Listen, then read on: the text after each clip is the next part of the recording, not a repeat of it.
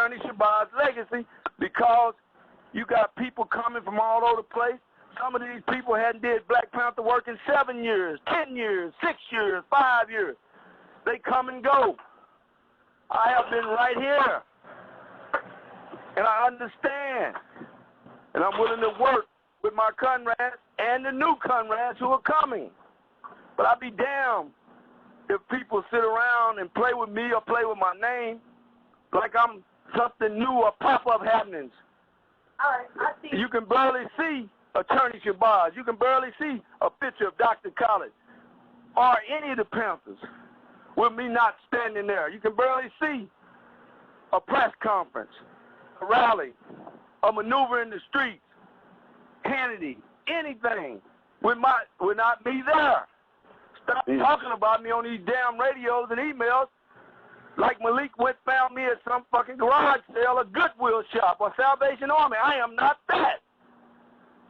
And the reason we don't have long-lasting leaders is because the black nation has never treated a black leader, has never gave the black leader the respect that they deserve and have earned from our no-good, lazy, sorry, emailing, texting behinds.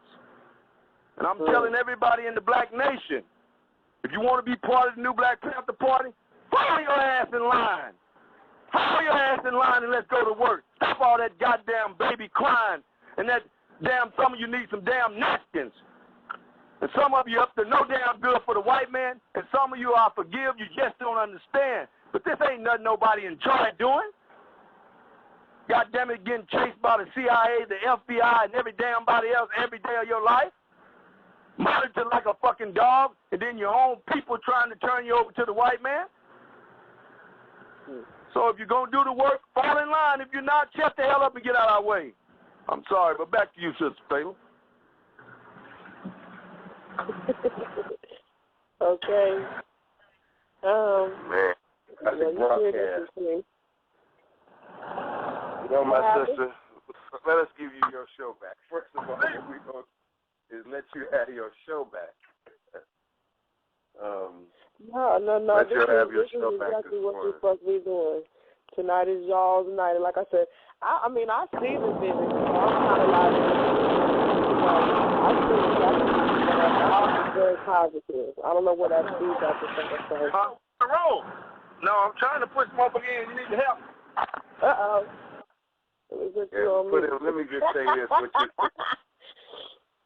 What are you doing? What are you doing, my queen? You see how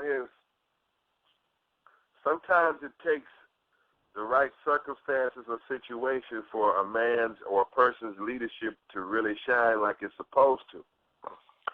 This man is right. He's been with me since 1994. He's been with Dr. Khaled and Dr. Khalid Muhammad and with me on all my missions, all of the major missions of the Panther Party. There's nothing I would be able to do as a chairman without the way he backed me up morally and physically.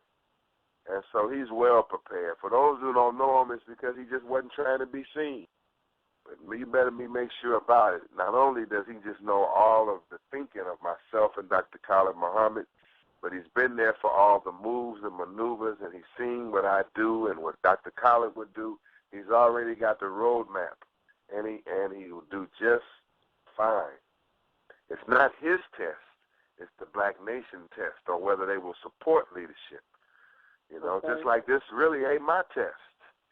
This ain't my test. You know, that was really a test for the Black Nation on whether or not, or the new Black Panther Party for that matter, or the Black Nationalist Movement, whether they could really would support black leadership the way they're supposed to. And, you know, we're not going to get into nothing negative about it. But you got to pass this next test. Let's put it like this. You have to pass this next test and support this next leadership. And black nationalists and Pan-Africanists or Panther followers got to really get this thing together. We got to really get it together right now. I'm talking about Fred Hampton Jr. I'm talking about Dr. Umar Johnson. I'm talking about whoever they are. Malcolm X grassroots movement I'm talking about. New Covenant I'm talking about. Not so much the Nation of Islam. It appears the Nation of Islam, to be straight up, got their act together. You know, you can criticize what their rate of development if you want to, but I'm more so worried about this than I am about that, to be very honest. When I say this, I'm talking about that red, black, and green part of this movement. It's okay. So now, as Minister Hashim Nzinga giving y'all some space to grow, Minister Hashim Nzinga is coming up. And even if you look on the nation now, you see Minister Ishmael Muhammad, he stood in the gap. Minister Farrakhan was surprisingly ill. The whole nation was Islam, was there waiting for the divine leader of the Nation of Islam, and he was ill, and you know that must have sent either tears or heartbreak or panic or worry through many of them.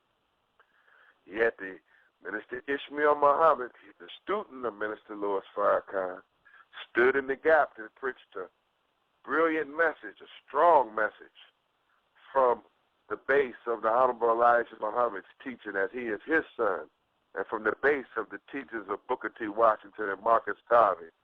And certainly Minister Ishmael more than held his own on a major day in the life of the black nation and the Nation of Islam this past Sunday, October 20th in Tuskegee, where I was also blessed to speak before him to a strong audience.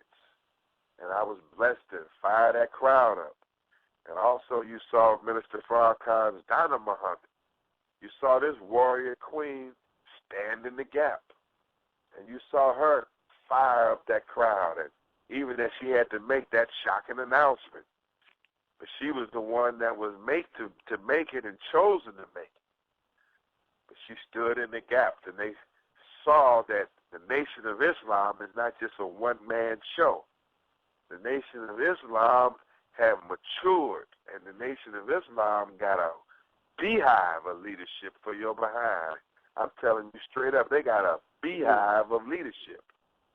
And now it's time for the beehive of leadership in the Panther Party to show up and stand toe-to-toe with the other warriors that are now being put on the front lines in the hells of America. Man, it's time for us to grow up and challenge ourselves. I'm challenging myself in this hour to go up to another level. And so, that's all that I just wanted to say, my sister. Let's take some more questions, and then we probably have to get. And let me say this. I'm looking here online, and somebody silly from some magazine, a silly brother, I think, from Hip Hop Inquirer magazine, ran a story. I don't know what kind of silly man is this, but he runs this story alleging that I left or that I resigned the chairmanship of the new Black Panther Party because I had a debate with Brother Polite, and that Polite had made me reconsider my position. Or basically, because of the debate with Polite, I decided to transition from the new Black Panther Party. That's very weird, since this man was right with me. And when asked him, and he knows better than that, he just spent days with me, and he did not interview me on that subject, though he is an interviewer, and had every chance to ask me that on tape, but I see it on his website. And to me, that is weird, and I want us to guard against COINTELPRO and COINTELPRO type moves in this hour that are designed to make the people think that I have betrayed them, make them think that I'm doing them something wrong, when all you got to do is follow my Facebook page and my website. You'll see what I'm doing. I'm the same as ever and only getting better. But I want to be clear on this one point. First of all, we should investigate Hip Hop Inquirer for these types of articles and other writers who call me all the time, but then they wrote articles out there making it seem like that I just resigned and left everybody hanging and things like that. But they are not calling me now to get the facts. That's weird. That could be. I only say could be because I don't use the word agent lightly. But it could be those kind of actions, and we're just going to warn. That's why I'm going to be talking. As much as them niggas put them articles up, I'm going to be talking and refuting the mess. Now, let me say this. A three-judge panel, the three-judge panel, and it ain't but three judges, of the House of Consciousness, which is Brother Sarnetta, Brother Sutek, and other judges in the House of Consciousness, rules officially that Attorney Malik Zulu Shabazz was the unanimous winner of the debate when I debated the young and up-and-coming and strong Brother Polite of New Covenant. And that's just that.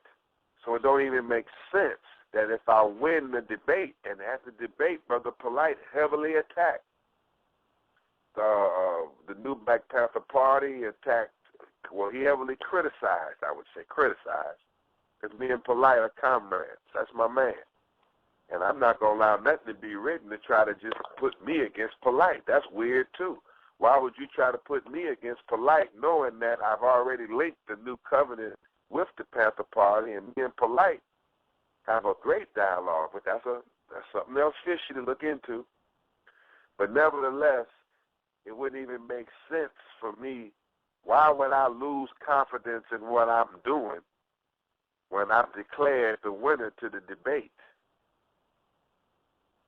It don't even make sense. So that had nothing to do with it at all. This decision by me, my dear sister, was well thought out and well hashed out over several years, to be honest. I delayed my transition from the Panther Party.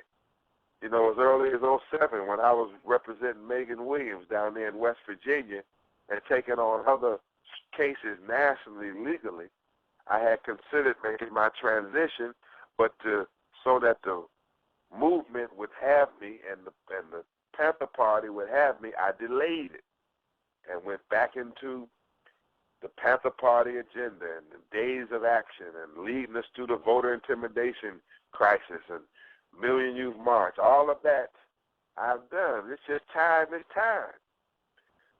Sometimes, my dear sister, it's time. It's 3 terms in office.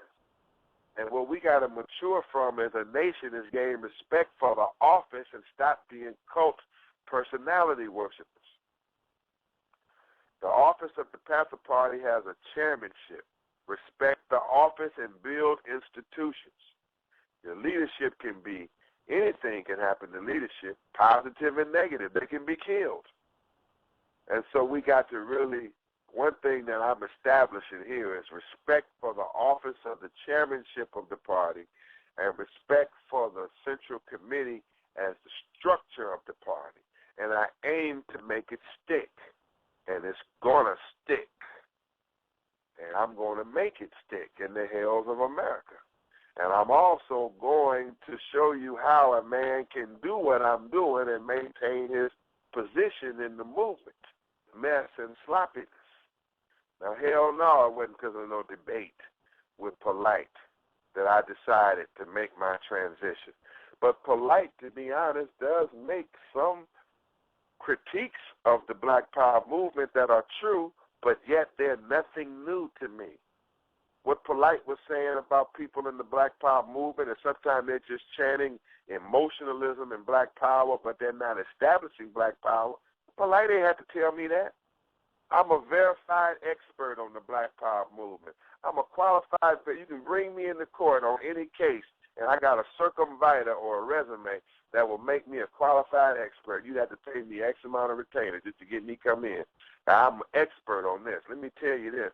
I know that the Black Power movement needs change. Now, I'm trying to keep y'all in a good mood, but let's keep it 100.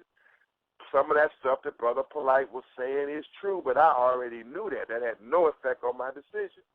But it is true that emotionalism has gotten too much a hold of the Black Power movement, and hollering Black Power and talking is not building a nation for black people. And it is true that the Black Power movement in general, not just the Panther Party, but everybody under the RBG must mature up. And it has to be a more mature and a more effective movement if it's going to be successful in America. And it's got it's got too many clowns and buffoons in it. And it's got some crazy fools in it. It needs to be black power. Movement need to be